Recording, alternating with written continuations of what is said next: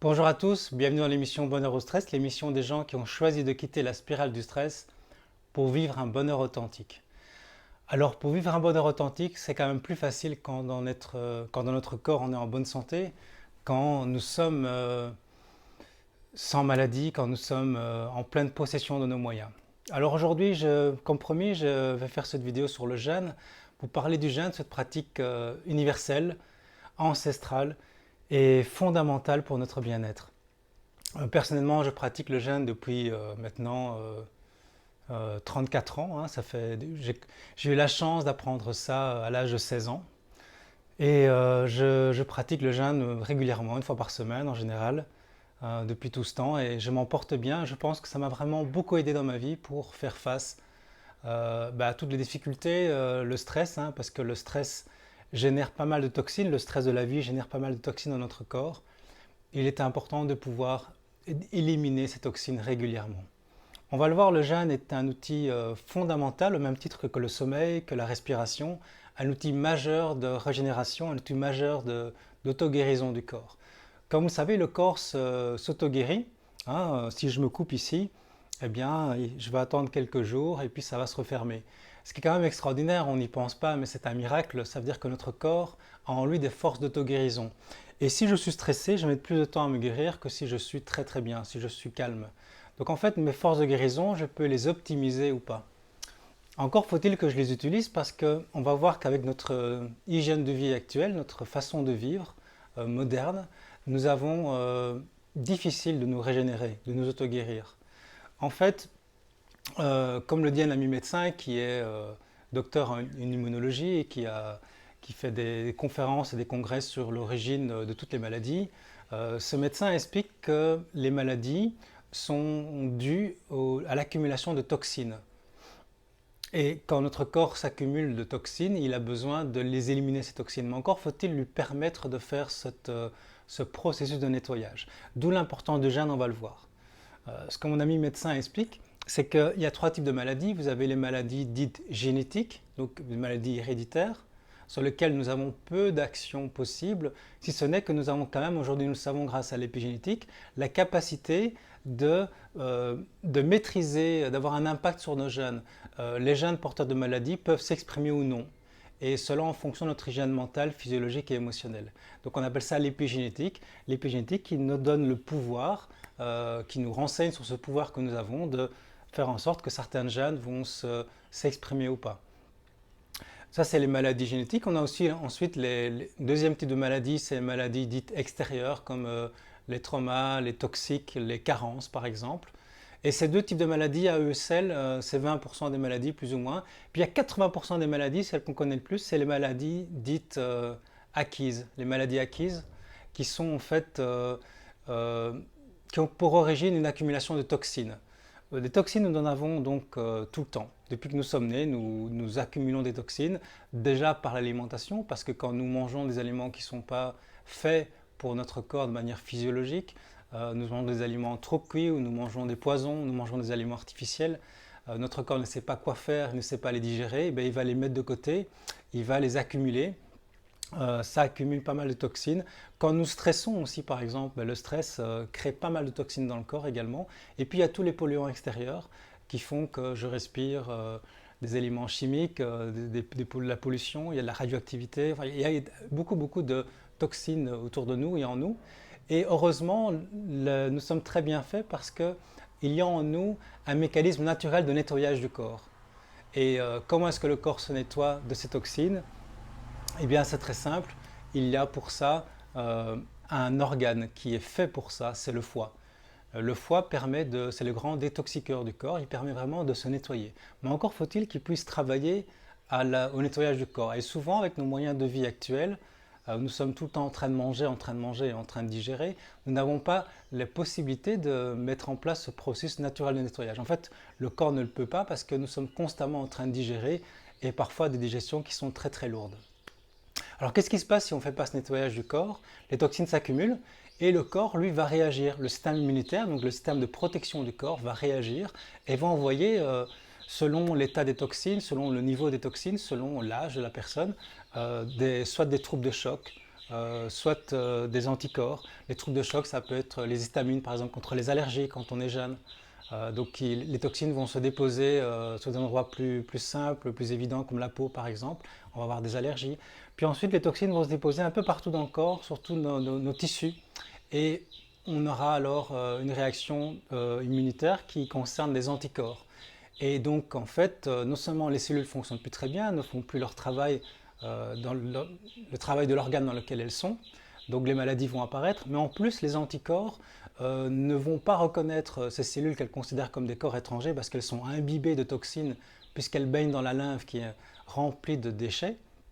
Et donc, nos anticorps vont attaquer ces cellules, et de là provient la multitude des maladies. On pense par exemple Alzheimer, Parkinson, mais également le diabète, mais également les maladies psychiatriques, hein, parce que quand nos neurotransmetteurs sont attaqués par des anticorps, ils ne savent plus sécréter de sérotonine.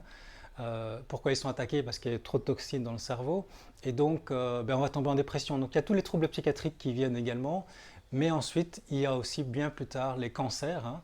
Quand la personne est plus âgée, le corps va donc tenter de digérer ces cellules, et c'est une mission quasiment impossible, et donc le cancer arrive. Donc c'est important de comprendre que les maladies ont une origine commune. La plupart des maladies, les maladies acquises, en tout cas la plupart d'entre elles, c'est l'accumulation de toxines. Et donc il est important régulièrement de nettoyer les toxines. Alors comment est-ce qu'on fait pour nettoyer les toxines? On nettoie bien sa maison, hein, n'est-ce pas? On nettoie sa maison au moins une fois par semaine. J'imagine que si vous avez une voiture, vous allez à l'entretien, vous allez faire une vidange. Eh bien notre corps, non. Notre corps, on ne fait rien. On a l'impression que ça va comme ça. Et pourtant, imaginez une maison que vous n'avez pas nettoyée pendant 40 ans, c'est très sale à l'intérieur. Mais imaginez votre corps, vous n'avez jamais eu le temps de nettoyer, c'est très très sale à l'intérieur. Alors vous allez me dire, mais oui, mais ça se nettoie quand même. Mais en fait, non, parce que nous sommes constamment en digestion. Une digestion dure plus ou moins 8 heures. Il y a encore certains aliments, quand on prend on fait des repas très très lourds avec de la viande et tout ça, il peut y avoir des digestions qui durent 10, 12, 14 heures, et donc on se réveille fatigué. Il y a encore des morceaux en putréfaction dans l'intestin. C'est parfois après la nuit, on n'a pas encore bien dormi. Ça a pris toute la digestion, toute la nuit pour digérer. Et donc, si on digère constamment, eh bien, on n'arrive pas à activer ce processus de nettoyage. Pourquoi? Parce que donc, je reviens au foie. Le foie, donc, je vous ai expliqué, c'est non seulement un grand transformateur des aliments, c'est ainsi qu'on le nomme aussi souvent. Il va effectivement filtrer, il va nous aider à digérer nos aliments, mais également, il a une autre fonction qu'on connaît moins, et pourtant elle est très connue en médecine, c'est cette fonction de nettoyage du corps. Si vous voulez, dans le foie, il y a plusieurs systèmes veineux qui sont à ce foie, qui sont attachés à ce foie. Il y a 3 systèmes veineux particuliers, c'est le système de la veine porte, le système de la veine cave et le système veineux hépatique. Alors pour faire simple, le système de la veine porte, c'est le système qui est relié justement à toute la digestion de tout ce qu'on mange, de tout ce qu'on va ingérer pendant nos repas. Une fois que la digestion s'arrête, après 8 heures on va dire, qu'est-ce qui se passe? Le foie commence alors à ouvrir et à mettre en place toutes ces fonctions de nettoyage sur la veine cave, qui va donc permettre d'aller, un peu comme ramener une cheminée, d'aller nettoyer tout notre corps. Et vient ensuite le système veineux hépatique va aller nettoyer tout le sang. Mais ce nettoyage du corps, ce ramenage et ce nettoyage du sang ne peut se faire qu'une fois que la digestion est terminée. Or, nous sommes constamment en digestion, puisque 3 fois 8 heures, ça fait 24 heures. Si on mange 3 fois dans une journée, on est tout le temps en digestion. Vous voyez? Donc ça, c'est assez problématique. Donc il est important de pouvoir s'arrêter. Et en plus, le corps, il met toujours la priorité sur la digestion, parce que sinon, on aurait des aliments en putréfaction dans les intestins, ce qui serait évidemment très néfaste pour notre santé. Donc priorité à la digestion, mais quand la digestion s'arrête, il va pouvoir commencer son travail de régénération, de nettoyage des toxines. Donc pour ça, qu'est-ce qu'on va faire? Eh bien, on va le laisser faire son travail, et donc naturellement, d'ailleurs quand nous sommes malades, qu'est-ce que nous faisons? Nous n'avons pas envie de manger. Les animaux, quand ils sont malades, ils gênent. Donc naturellement, nous allons aider le corps à nettoyer son organisme. Comment est-ce qu'on fait ça? Eh bien, il suffit de regarder l'histoire, il suffit de regarder les religions. Le passé, c'est une méthode ancestrale, c'est le jeûne. Remarquez quand même, c'était quand même un fait étonnant, c'est que vous avez des religions qui sont toutes très différentes, et elles ont toutes un point commun. Alors, il y a la prière, certes, mais il y a aussi le jeûne. Le jeûne, c'est un point commun qu'on retrouve dans toutes les religions. C'est amusant. Et vous avez, par exemple, chez les musulmans, vous avez le ramadan, mais vous avez chez les chrétiens, c'est le carême, chez les juifs, c'est le Yom Kippour, et puis dans d'autres religions, c'est d'autres noms, mais on retrouve toujours cette pratique fondamentale, basique, qui est en fait une pratique, une hygiène physiologique, une pratique de régénération et d'auto-guérison du corps. Beaucoup d'études aujourd'hui nous montrent, depuis les années 60, 50, 60, et puis 80 et 90, 90 pour les Français, nous montrent que le jeûne est extrêmement efficace dans la guérison. Par exemple, si vous faites une chimiothérapie, ce sera beaucoup plus efficace si vous jeûnez pendant ce temps-là. Le jeûne permet d'allonger la durée de vie. Le jeûne permet effectivement tout un tas de processus de régénération du corps. Et tout ça, c'est bien étudié, bien montré, et permet donc de guérir pas mal de maladies. Je vous mettrai en bas de la vidéo des liens, notamment une remarquable émission d'Arte qui parle du jeûne. Pendant la guerre froide, les Russes ont beaucoup utilisé le jeûne comme moyen médical, comme moyen thérapeutique. Et donc les gens allaient régulièrement pour des cures de jeûne de 2, 3, 4 semaines, accompagnés par des médecins. Donc ils ont fait des découvertes remarquables. Et puis aujourd'hui, le jeûne est très étudié en Allemagne et aux États-Unis, bien sûr, et de plus en plus. Malheureusement, il y a encore peu de gens qui connaissent le jeûne. Quand je donne des cours sur la gestion du stress, je parle beaucoup du jeûne comme un moyen important de se débarrasser des toxines du stress. Et les gens me regardent avec des grands yeux en disant mais qu'est-ce que c'est que ça le jeûne? Donc on en a entendu parler, mais on ne pouvait pas penser que c'est une pratique qu'on peut avoir régulièrement. Eh bien justement si, nos ancêtres montrent que c'est quelque chose qui est universel, et les animaux le montrent aussi, et puis nous pouvons, avec les études scientifiques aujourd'hui, comprendre que le jeûne est fondamental pour notre bien-être. Alors comment est-ce qu'on peut jeûner? Donc jeûner, c'est donc arrêter de manger pendant un certain temps, pour pouvoir laisser le corps se régénérer par lui-même, enlever les toxines. Comment est-ce qu'on va faire ça? Eh bien, j'imagine que votre maison, vous la nettoyez au moins une fois par semaine, hein, comme j'ai dit tout à l'heure. Donc, je vous propose de nettoyer votre corps au moins une fois par semaine. C'est donc de jeûner une fois par semaine. Moi, c'est ce que je fais depuis plus de 30 ans. Je jeûne une fois par semaine. Et jeûner pendant combien de temps? Mais on va jeûner pendant 24 heures. C'est le temps pour que le corps puisse vraiment, le foie puisse vraiment faire son travail. Après, on peut faire des jeûnes plus longs, on peut faire des jeûnes de 3 jours, de 4 jours, de 6 jours, de plusieurs semaines. Accompagné, c'est toujours mieux. Alors personnellement, je conseille toujours que vous en parliez à votre médecin avant. Si vous avez un médecin qui a l'esprit ouvert, j'espère que votre médecin a l'esprit ouvert, parce que ça, il y a des médecins comme des mauvais garagistes qui recommandent de boire du lait, qui fument. Enfin, il y a des médecins épouvantables, et puis il y a des médecins qui ont l'esprit ouvert. Alors si vous êtes dans un cas spécifique, vous êtes enceinte ou vous prenez des médicaments, demandez toujours un avis médical, c'est toujours important pour voir comment est-ce que vous pouvez faire ce jeûne au mieux. Mais vous allez voir qu'en général, c'est très très simple. On a tous déjà jeûné sans le vouloir, c'est sauter en fait juste 2 repas. Donc mon conseil, c'est de faire la chose suivante, c'est vous allez sauter 2 repas et vous buvez beaucoup d'eau. Donc on appelle ça un jeûne hydrique. Il y a des jeûnes secs, mais je conseille de commencer par un jeûne hydrique qui permet en fait quand on nettoie, on met de l'eau, hein, on nettoie une maison, on utilise de l'eau. L'eau va diluer la toxémie du corps, donc ce sera plus confortable pour vous au début. Donc ce que je vous invite à faire, c'est sauter 2 repas, une fois par semaine. Donc, par exemple, moi je jeûne le lundi, ou le mercredi aussi parfois.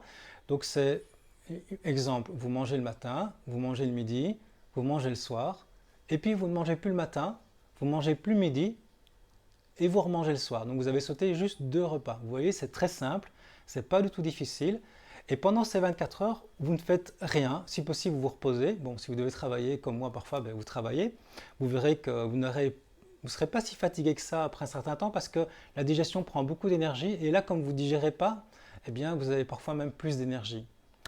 Donc c'est important de boire de l'eau, comme je l'ai dit, régulièrement, pour vous aider à éliminer ces toxines, à diluer les toxines pour qu'elles puissent s'évacuer plus facilement.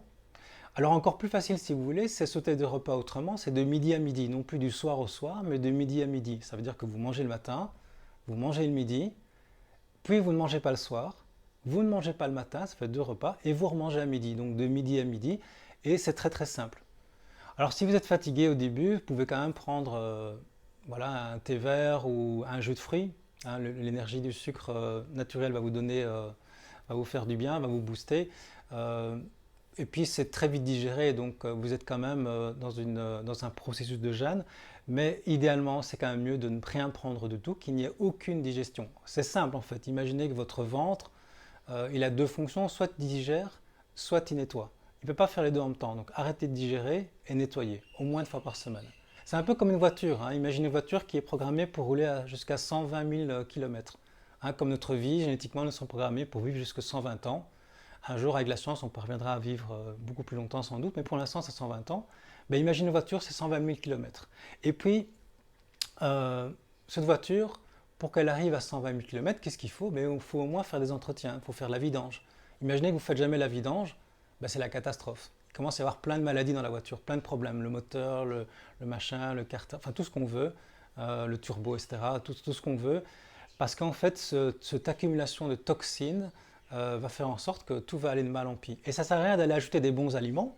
Hein, c'est comme quand on se dit oh là là, je suis pas bien, il faut que je mange des bains de vitamines, des bons oligo-éléments. Mais si à l'intérieur c'est crasseux et que vos tuyaux sont complètement engorgés de toxines et surchargés, ça ne rentre même pas. Donc d'abord, avant d'apporter des bons aliments, c'est important d'éliminer toutes ces toxines. Et c'est agréable de pouvoir jeûner. C'est des moments où on est également dans un processus de nettoyage au niveau même mental. On est beaucoup plus calme, on a envie de ranger par exemple. Vous verrez, il y a des phénomènes intéressants. Vous allez vous sentir mieux. Peut-être vous aurez un peu mal de tête au début parce qu'en fait, qu'est-ce qui se passe? C'est que vous êtes en pleine toxémie, relâchement de toxémie. Donc c'est un peu désagréable au début. Mais en réalité, vous verrez avec la pratique que le jeûne n'est pas du tout désagréable sur le long terme. Au contraire, vous avez un sentiment de légèreté. Et puis la sensation de faim est une sensation intéressante d'un point de vue spirituel parce qu'on peut se dire que j'ai de la chance de n'avoir qu'une fois par semaine et des gens qui l'ont tout le temps. Donc ça me met en compassion avec d'autres êtres qui vivent ça tout le temps sur cette planète. Il y en a tellement, tellement malheureusement. Mais vous pouvez aussi apprécier cette sensation de faim qui est un peu désagréable, mais finalement ce n'est qu'une sensation et on peut aussi l'apprécier.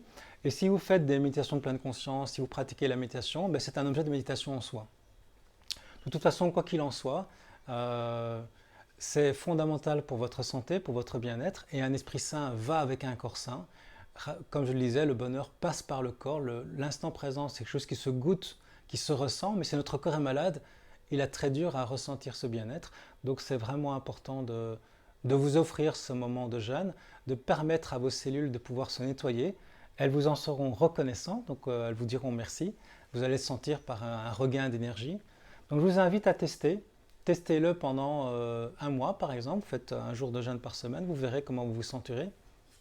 Et puis si vous voulez aller plus loin, si vous voulez faire plusieurs jours de jeûne, il y a des organismes qui font que ça, hein, des organismes qui font jeûne et randonnée par exemple. Il y en a qui vont dire non, c'est mieux de se reposer, de ne pas bouger quand on jeûne. Donc il y a plusieurs organismes qui existent. Moi, ce que je vous conseille, c'est au moins déjà, comme hygiène de vie, comme quand on se brosse les dents, de le faire au moins une fois par semaine. Donc prenez soin de vous, chérissez votre corps, c'est tellement important. Prenez soin de vous.